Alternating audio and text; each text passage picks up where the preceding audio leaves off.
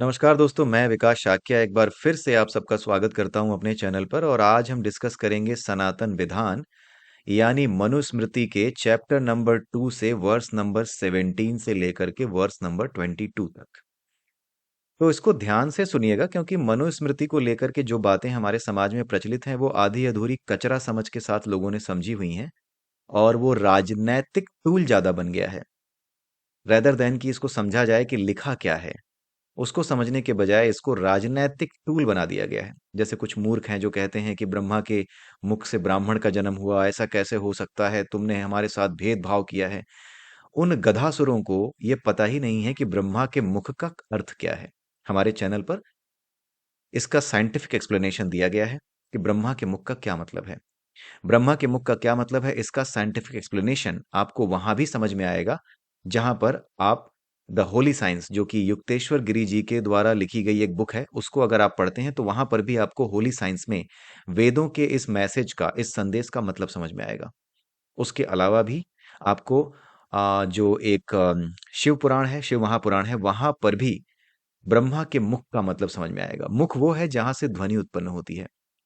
तो ऊर्जा का जो फर्स्ट सोर्स है, जहां पे ऊर्जा बिल्कुल अपने प्योर फॉर्म में होती है, जब वो किसी ऐसे फॉर्म में नहीं होती जिस फॉर्म में ये दुनिया प्रकट है, तो वो सबसे पहला फॉर्म आपका साउंड एनर्जी का ही होता है, ध्वनि ऊर्जा का ही होता है। तो उसी एनर्जी से, यानी उसी प्योर एनर्जी से, जो कि बिल्कुल इनिशियल स्टेट की एनर्जी होती है, जब कोई व्यक्ति उस स्तर पे पहुंच जाता है, उस एनर्जी फ्रिक्वेंसी के लेवल पे आ जाता है, तो उसे ब्राह्मण कहा जाता है।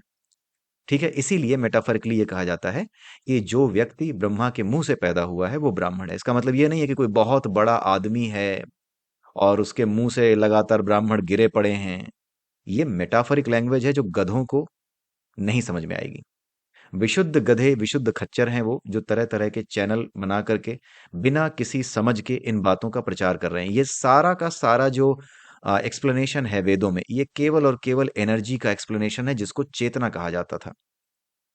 ग्लॉसरी अलग है, कॉन्सेप्ट वही है। विज्ञान ने जिस ग्लॉसरी का इस्तेमाल किया है, वो ग्लॉसरी तो अभी 100-150 साल पहले आई है। जिसे आप इलेक्ट्रॉन कहते हो, जिसे आप एनर्जी कहते हो, वो ग्लॉसरी तो अभी कुछ समय पहले आई है। लेकिन हमारे यहाँ इस चीज को चेतना के नाम से बहुत पहले ही एक्सप्लेन कर दिया गया है, बहुत पहले बता दिया गया है। मैं आपको बताऊं कि जो आइंस्टीन है, उसने भी हर चीज एनर्जी के लेवल पे ही ले जाके छोड़ी। E is equal to M C square. जब आइंस्टीन ने इसको बताया कि ये एनर्जी और मास इक्वेशन है, तो इसका कहीं डेरिवेशन उन्होंने नहीं दिया।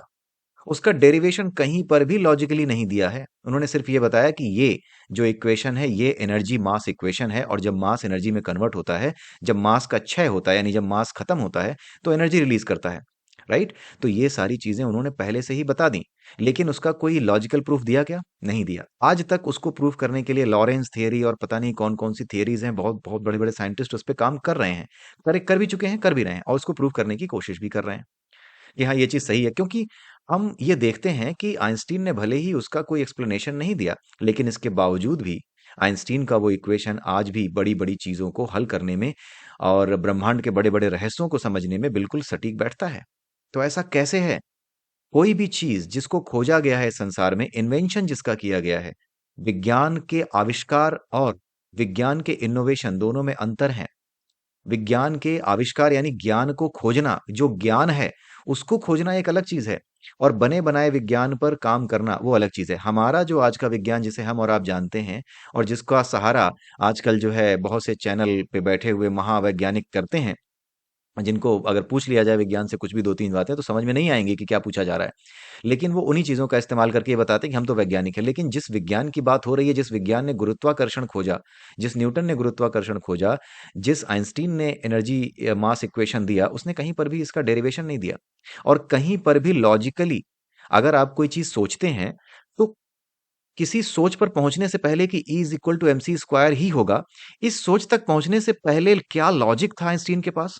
या फिर ऐसा कौन सा लॉजिक दिमाग में चल रहा था जिसके बेसिस पे आइंस्टीन ये सोच पाया कि दुनिया की हर चीज जो ऊपर फेंकी जाती है वो नीचे अर्थ की तरफ आती है? इतना सोचता तो भी समझ में आता। भाई वो कई कदम आगे चला गया। न्यूटन, उसने ये कहा कि केवल अर्थ की बात छोड़ दो, I am not talking about earth. संसार में या फिर संसार तो गलत शब्द इस्तेमाल कर रहा हूं, ब्रह्मांड की अगर बात करें तो ब्रह्मांड में हर एक पिंड यानी हर एक मास, जिस हर एक मटेरियल जिसमें मास है, जैसे सन हो या मून हो, हर वो चीज जिसमें मास है वो दूसरी चीज को अपनी ओर अट्रैक्ट करता ही करता है। आखिर में वो तो अर्थ पे बैठा था, वो वहां कैसे चला गया? किस लॉजिक के आधार पे उसने सोचा, ये आप पता ही नहीं कर पाएंगे कि किस लॉजिक के आधार पर उसने ये सोचा कि संसार में, ब्रह्मांड में हर चीज, संसार में भी ब्रह्मांड में भी हर चीज दूसरी चीज को अपनी ओर अट्रैक्ट करती है। उसका फॉर्मूला भी दे दिया, F is equal to Gm1m2 upon R square, जहां आर जो है वो बीच की दूरी है, दोनों पिंडों के, दोनों चीजों के बीच की दूरी है, तो उसका फॉर्मूला भी दे दिया। किस लॉजिक के आधार पे दिया? क्या आपको कभी वो लॉजिक कहीं पे आपको मिलता है?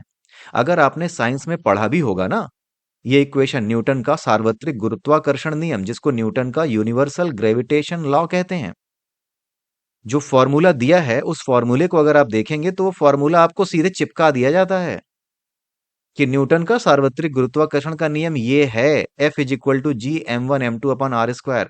कहीं पर भी आपको ये लिखा नहीं मिलेगा कि क्यों ऐसा है, क्यों न्यूटन ने ऐसा सोचा कि इन दोनों का मल्टीप्लिकेशन, और क्यों ऐसा न्यूटन ने सोचा कि इनके बीच की दूरी का स्क्वायर जो होगा, उसको जब डिवाइड करेंगे, उससे जब डिवाइड करेंगे m1 इंटू m2 यानी दोनों के मास को मल्टीप्लाई करके, तभी, और with a one universal gravitation constant, right, उसके बेसिस पे जब हम डिवाइड करेंगे तब जाकर के हमें फोर्स मिलेगा कि कितने फोर्स से कोई चीज खींच रही है। और वो फॉर्मूला बिल्कुल सटीक है। उस फॉर्मूले की हेल्प से आप घर बैठे बैठे, आप जो है अपनी रफ कॉपी पर, आप जो है बड़े आराम से ये साबित कर देते हैं, सिद्ध कर देते हैं कि जो अर्थ पे ग्रेविटेशन है वो मून के ग्रेविटेशन का 6 टाइम है। कैसे कर देते हैं? तो ये जो लॉजिक लॉजिक की बात करते हैं ना, ये गधाचरी जो मचा रखी है, लॉजिक के नाम पे बेवकूफी जो मचा रखी है। लॉजिक अच्छी चीज है, लेकिन ये आपकी रोजमर्रा की चीजों को सॉल्व करता है। लेकिन लॉजिक का सहारा लेकर के अगर आप अपने आप को भगवान या अपने आप को सर्वे सर्वा सिद्ध करने लगो, तो आपसे बड़ा मूर्ख कोई नहीं है, क्योंकि उस केस में आप निकम्मे हो। लॉजिक का इस्तेमाल बुद्धिमान लोग भी करते हैं, लॉजिक का इस्तेमाल कौन करता है? मूर्ख भी करते हैं, निकम्मे भी करते हैं। जो निकम्मे हैं वो भी करते हैं लॉजिक का इस्तेमाल। निकम्मे कैसे हैं? अगर आप इमेजिन करें कि आज से कई साल पहले जब न्यूटन की बात कर रहा हूं, एडिसन की बात करते हैं। एडिसन ने जब इलेक्ट्रिक बल्ब का आविष्कार किया, उस समय न्यूटन लगातार अपने कई एक्सपेरिमेंट्स में फेल हो रहा था। जब वो अपने कई एक्सपेरिमेंट्स में फेल हो रहा था, तो उसके ऊपर हंसने वाले बहुत से लोग थे। ठीक है, वो जो हंसने वाले लोग थे, वो जो हंसने वाले लोग थे, उनके पास लॉजिक था, तर्क था, क्योंकि तर्क सीमित होता है। तर्क उपलब्ध जानकारियों के आधार पर ही यह सोचता है कि क्या संभव है, क्या संभव नहीं है। लेकिन जो विश्वास होता है, वो उपलब्ध जानकारियों के आधार पर काम नहीं करता। वो विश्वास प्रकृति के गहरे से गहरे रहस्य को खोजने के लिए अज्ञात की गहराइयों में कूद जाता है। तो जो अज्ञात की गहराइयों में कूदने का साहस रखता है, वो वैज्ञानिक है, वो वैज्ञानिक सोच वाला है। वो व्यक्ति नहीं जो कि विज्ञान का सहारा लेकर के ये कहता है कि जो लॉजिकली या तर्क से प्रूफ नहीं होता, मैं तो उसको नहीं मानता। वो कब कुछ खोजेगा? क्योंकि वो तो इसी में फंसा रहेगा कि कोई मुझे ला के दे, मेरे बाप का नौकर बैठा है कोई, वो बना करके दे, साइंस की खोज करके दे। पहले मैं एडिसन को गालियां दे दूंगा, लेकिन जब वो बल्ब खोज देगा तो फिर मैं उस पर लॉजिक दूंगा।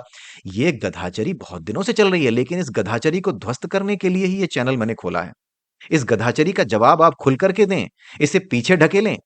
विश्वास और तर्क दो आवश्यक चीजें हैं। तर्क का अपना महत्व है, विश्वास का अपना महत्व है। विश्वास खोजता है, विश्वास अज्ञात की गहराइयों में कूदने का साहस देता है, और तर्क तर्क उपलब्ध जानकारियों के आधार पर किसी समस्या का बड़ा अच्छा समाधान निकाल सकता है। इस बात को ध्यान में रखते हुए ही तर्क और विश्वास को इस्तेमाल किया जाए। इसके अलावा और कोई भी इस्तेमाल अगर तर्क और विश्वास का हो रहा है, तो वो केवल और केवल एक गधाचरी, एक राजनीतिक मक्कारी है, इसके अतिरिक्त और कुछ नहीं है। ठीक है? तो आइए देखते हैं आगे चल के कि इस पर्टिकुलर सेक्शन में जो आज हम डिस्कस करने जा रहे हैं, इसमें क्या बताया गया है। इसमें बेसिकली जो जियोग्राफिकल लोकेशन है भारत की, और उसके जो फीचर्स हैं उसके बारे में बताया गया है। ज्यादा कुछ समझाने वाला है नहीं, जो कुछ समझाने वाला था वो मैंने अभी बोल दिया है, क्योंकि समझाने वाला सिर्फ यही था कि लोग जो है सही से चीजों को देखना नहीं जानते, देखना नहीं चाहते। अभी भी जो लोग इस वीडियो को सुन रहे हैं, नीचे फालतू भद्दे कमेंट करेंगे, क्योंकि उनके पास मेरी बातों को काटने का कोई तर्क है ही नहीं। तर्क तो बड़ी छोटी चीज होती है गधों। तुम्हें तो तर्क के नाम पे मैं तुम्हारे तर्क के गद्दे में लपेट के पता नहीं कहां फेंक दूं। तुम तो तर्क कर ही नहीं सकते। मुझसे तो नहीं कर पाओगे तुम गधे, क्योंकि तुम गधे हो, तर्क के नौकर हो तुम नहीं कर पाओगे। मुझे पता है इसमें कुछ बेवकूफ आएंगे और यहाँ पे कमेंट करेंगे, क्योंकि वो तर्क को बहुत बड़ी चीज समझते हैं। आज भी आप ये सोच करके देखिए, जब भी कोई व्यक्ति तर्क की बात करे ना, उसको पकड़िए, उसकी बातों को पकड़िए, मारना नहीं है, पकड़ना है, उससे कहना है कि भाई एक बात बता, एक समय एडिशन था, जब वो बल्ब का आविष्कार कर रहा था, तो कुछ लॉजिकल लोग, समाज के कुछ लोग उस पे हंसते थे। वो कहते थे कि ऐसा कैसे संभव हो सकता है, एक आदमी ऐसी बातें कर रहा है कि एक गोला होगा, उस गोले के भीतर कोई चीज होगी, वो जलेगी, राइट? उसमें लाइट आएगी, वो चमकेगी, ऐसा कैसे हो सकता है? वो सारे तार्किक लोग थे। और जो एडिसन था, वो फिर भी अपने विश्वास के साथ लगा हुआ था कि एक ना एक दिन मैं सफल हो जाऊंगा। वो सफल होने की बात ही नहीं सोच रहा था, वो बस करे जा रहा था। तो जरा उनसे ये पूछिएगा कि अगर तुम एडिसन के समय में पैदा हुए होते, तो तुम जरा ये बताओ कि तुम किसकी तरफ होते? हंसने वालों की तरफ होते या एडिसन को समझने वालों की तरफ होते? इतने में ही उनकी पोल और उनके थोथे जवाब से आपको समझ में आ जाएगा कि ये कितने खोखले लोग हैं। इनमें से आधे से ज्यादा लोग यही आंसर देंगे कि नहीं नहीं, हम कोशिश करते, लेकिन ये निरापद झूठ है, बिल्कुल निपट एक नंबर का झूठ है जो वो बोलेंगे। अगर वो ऐसा कहते हैं कि नहीं हम एडिसन की तरफ होते ना, तो उनसे बड़ा मक्कार कहीं नहीं, कोई नहीं है, उनसे बड़ा झूठा कोई नहीं है अगर वो ऐसा जवाब देते हैं, क्योंकि वो इतने मक्कार हैं कि अगर एडिसन के समय पैदा हुए होते तो निश्चित रूप से एडिसन के हंसने वाले लोगों में ही वो खड़े होते। क्योंकि विज्ञान जो है वो तर्क पर नहीं चलता। विज्ञान का जो विज्ञान है, जो ज्ञान है असली, वो तर्क का विषय नहीं है, वो विश्वास का विषय है। जरा सोच करके देखिए, मुझे कोई ऐसी किताब बता दीजिए जहां पे न्यूटन के गुरुत्वाकर्षण नियम की व्याख्या करते समय ये लिखा गया हो कि न्यूटन ने ऐसा क्यों सोचा, या हम ऐसा क्यों समझते हैं कि m1 × m2 upon D square ही होना चाहिए। आपको मिलेगा नहीं। केवल और केवल एक फार्मूला रटा रटाया आपको मिलेगा, और वो सही भी है। तो रहस्य खोजने के लिए, प्रकृति के रहस्य खोजने के लिए जो बुद्धि चाहिए, वो तर्क से नहीं आती, वो विश्वास और प्रकृति को सही से निहारने से और अपने ऊपर विश्वास रखने से, इस प्रकृति पर विश्वास रखने से कि इसके भीतर अनेक रहस्य छुपे हुए हैं, उस पर विश्वास रखने से आती है। ठीक है? तो तर्क और विश्वास के ऊपर जो लड़ते हैं ना, उनके उनको तर्क के गद्दे में लपेट करके कहीं दूर छोड़ आइए। अब ये समय आ चुका है कि ये तर्क के नाम पर आतंक मचाने वाले इन लोगों को किनारे किया जाए इस समाज से, क्योंकि ये समाज के लोगों का दिमाग भ्रष्ट कर रहे हैं, और हमारी ये जिम्मेदारी है कि अब हम इन चीजों को पीछे की ओर धकेलें। आइए देखते हैं देश विभाग के विषय में यहां पर क्या बताया गया है। सरस्वती और द्वष्टवती नदी, इन दो देव नदियों के बीच जो देश है, उसको ब्रह्मावर्त कहते हैं। सरस्वती, ये एक ऐसी नदी है जो आज की समय में उपलब्ध नहीं है, ये नहीं दिखती। द्वष्टवती, ये एक अलग नदी है, इसका मुझे असली नाम आज के समय में इसको किस नाम से जाना जाता है, ये मुझे याद नहीं आ रहा। द्वष्टवती शायद ये सतलज को ही कहा जा रहा है, लेकिन आप एक बार खोज लीजिएगा, मुझे जो मिलेगी तो मैं इसको बताऊंगा। द्वष्टवती नदी, या फिर हम इसको सर्च करके ही देख लेते हैं। द्वष्टवती को हम कॉपी करते हैं, कॉपी करते हैं, एंड देन हम यहाँ पर एक हमारे पास लेट मी सी, जेमिनाई को खोलते हैं।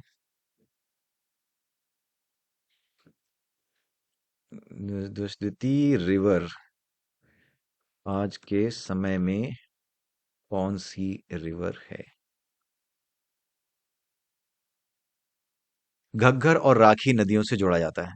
घग्गर और राखी, ये दो नदियां हैं। इसका प्राचीन काल में ये एक महत्वपूर्ण नदी थी, लेकिन इसका प्रवाह अब कम हो गया है। ठीक है, तो ये घग्गर नदी है। ठीक है, घग्गर नदी ये जो है गंगा की एक सहायक नदी है, सो ये सतलुज नहीं है। घग्गर और राखी नदियां हैं दो। इनके बारे में आप देख सकते हैं, भूगोल में समझ सकते हैं, अगर आपको ज्यादा इंटरेस्ट है तो वहां पढ़ सकते हैं। लेकिन कुल मिलाकर के यहाँ पर जो भौगोलिक व्याख्या दी गई है, ये सरस्वती और द्वष्टवती नदी, इन दो देव नदियों के बीच का जो स्थान था, उसी को ब्रह्मावर्त कहा जाता है। ये बेसिकली जो आपका सिंधु नदी का एरिया है ना, और जो आपका गंगा नदी का मैदान है, उसके बीच का एरिया जो था, उसको ब्रह्मावर्त कहा गया है। ठीक है? और ये ब्रह्मावर्त, अगर आप आईएएस पीसीएस की तैयारी करते हैं, तो वहां पर भी ब्रह्मावर्त के बारे में जो अभी मैंने बताया वही मिलेगा आपको। ठीक है, ब्रह्मदेश उसको कहा जाता है। अब ये चीज इंपॉर्टेंट है, जिस देश में परंपरा से, ध्यान से सुनिएगा, जिस देश में परंपरा से जो आचार यानी जो सदाचार या आचरण चला आ रहा है, जो परंपराएं चली आ रही हैं, वही वर्णों का और संकीर्ण जातियों का सदाचार कहा जाता है। वर्णों का यानी ब्राह्मण, क्षत्रिय, वैश्य, शूद्र, जो चेतना के अलग अलग स्तर पे लोग होते हैं, वो अलग अलग जो काम करते हैं, उनके काम के आधार पर उनके वर्णों का निर्धारण होता था। आज के समय की तरह नहीं कि हाँ बस जन्म ले लिया तो आप ब्राह्मण हो गए, ब्राह्मण के यहाँ जन्म ले लिया तो ब्राह्मण हो गए, क्षत्रिय के यहाँ जन्म लिया तो क्षत्रिय हो गए, ऐसा नहीं था। ये वर्ण कर्म के आधार पर था। तो जिस देश में परंपरा से जो आचार चला आ रहा है वही वर्णों का और संकीर्ण जातियों का सदाचार कहा जाता है। इसका मतलब है कि मनु यहाँ पर साफ बता रहे हैं कि परंपरा से जो सदाचार चला आ रहा है, जो आचार चला आ रहा है, जो आचार व्यवहार चला आ रहा है, वही आचार व्यवहार उन संकीर्ण जातियों का या वर्णों का सदाचार कहा जाता है। यानी परंपराओं को साथ में मिलाकर ही मनुस्मृति लिखी गई है। तो ये परंपरा मनु ने नहीं बताई है, वो परंपरा जो उस समय चली आ रही थी, उसको ध्यान में रखते हुए, उसको बिना अपोज किए हुए, उसको एज इट इज छोड़ते हुए यहां पर मनु ने अपनी बात कही है वेदों के आधार पर। ठीक है, तो इस बात को समझना जरूरी है। ये बात यहां पर क्लियर स्पष्ट कर दी गई है कि जिस देश में परंपरा से जो आचार चला आता है वही वर्णों का और संकीर्ण जातियों का सदाचार कहा जाता है। ठीक है, तो उसको नहीं छेड़ा जाता। समय के आधार पर वो आचार व्यवहार और व्यवस्था वो समाज जब खुद स्वीकार करता है तभी वो बदलती है। जैसे आज के समय में हमारे देश में दहेज के लिए कानून है, लेकिन फिर भी आपको लग रहा है दहेज नहीं लिया जा रहा होगा, छुप करके या किसी और रूप में दहेज एक दूसरे को फॉलो किया जा रहा होगा, दिया जा रहा होगा। राइट। तो ये परंपरा क्यों नहीं खत्म हो रही दहेज लेने और देने की? क्यों नहीं खत्म हो पा रही है? कुछ जगहों पे जरूर होता होगा जहां छुप करके या किसी और रूप में गिफ्ट के नाम पर कुछ ना कुछ दे दिया, मांग लिया या कुछ भी। ये सब चीजें चल ही रही होंगी। तो ये कब खत्म होगा? ये तब खत्म होगा जब समाज इसके लिए तैयार होगा, जब समाज इसको समझ जाएगा। पुलिस कानून व्यवस्था कितनी भी मजबूत हो जाए, फिर भी अगर आदमी या समाज इस बात को नहीं स्वीकार कर रहा तो फिर भी ये चलता ही रहेगा। ठीक है। अब आगे इसमें बताया गया है, भौगोलिक व्यवस्था बताई गई है। कुरुक्षेत्र और मत्स्य देश आप जानते हैं, ये जो मीणा लोग होते हैं ना, मीणा लोग जो कि राजस्थान में होते हैं, तो राजस्थान का जो जयपुर का इलाका है ना उसको मत्स्य देश कहा जाता है। कुरुक्षेत्र और मत्स्य देश पांचाल, पांचाल जानते हैं? उत्तर प्रदेश में एक जगह है फर्रुखाबाद। फर्रुखाबाद के साथ साथ और भी जगहें लगी हुई हैं, बांदा, बिंदकी, बदायूं। इन सब चीजों को, इन सब जिलों को मिला करके जो एरिया बनता था उसको पांचाल कहा जाता था। फर्रुखाबाद, बांदा, बिंदकी, बदायूं, इनको मिला करके जो एरिया बनता था वो पांचाल कहा जाता था। इसी पांचाल के पास, फर्रुखाबाद के पास एक जगह है जिसका नाम है कंपिल। उसका पुराने समय में नाम था काम्पिल्य। जब पांडवों और कौरवों के बीच युद्ध होने वाला था तो उससे पहले, सबसे पहले भगवान कृष्ण के जाने से भी पहले जो कंपिल थे ना, जिसको आज कंपिल कहा जाता है, फर्रुखाबाद के पास एक जगह है कंपिल। उसी कंपिल के एक राजपुरोहित थे, उस समय उसको काम्पिल्य कहा जाता था। काम्पिल्य के राजपुरोहित सबसे पहले कौरवों के पास गए थे पांडवों का संधि प्रस्ताव लेकर के।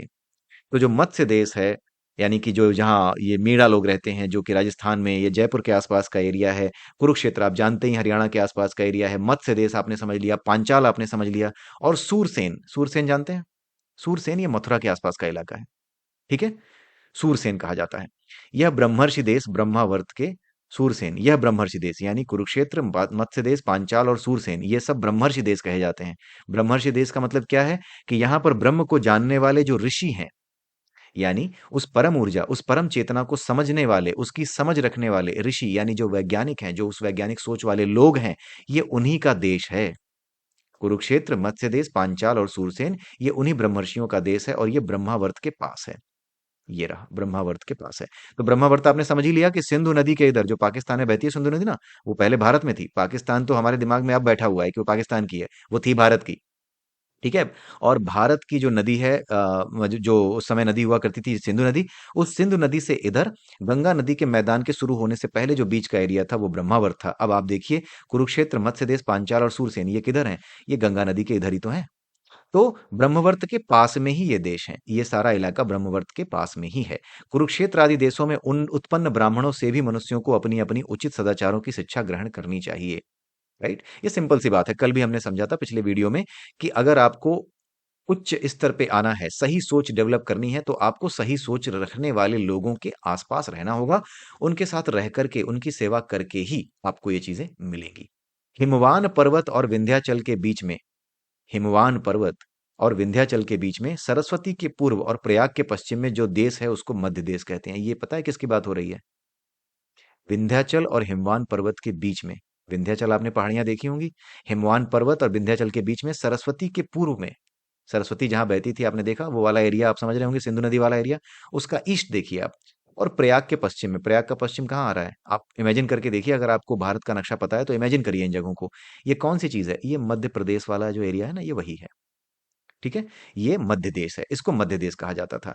पूर्व समुद्र से, पूर्व में समुद्र से पश्चिम समुद्र तक, पूर्व का समुद्र कौन है? जो आपके बंगाल के आगे जो निकल रहा है, यानी उड़ीसा के आगे जो निकल रहा है। पश्चिम का समुद्र कौन है? जो कि गुजरात का समुद्र है।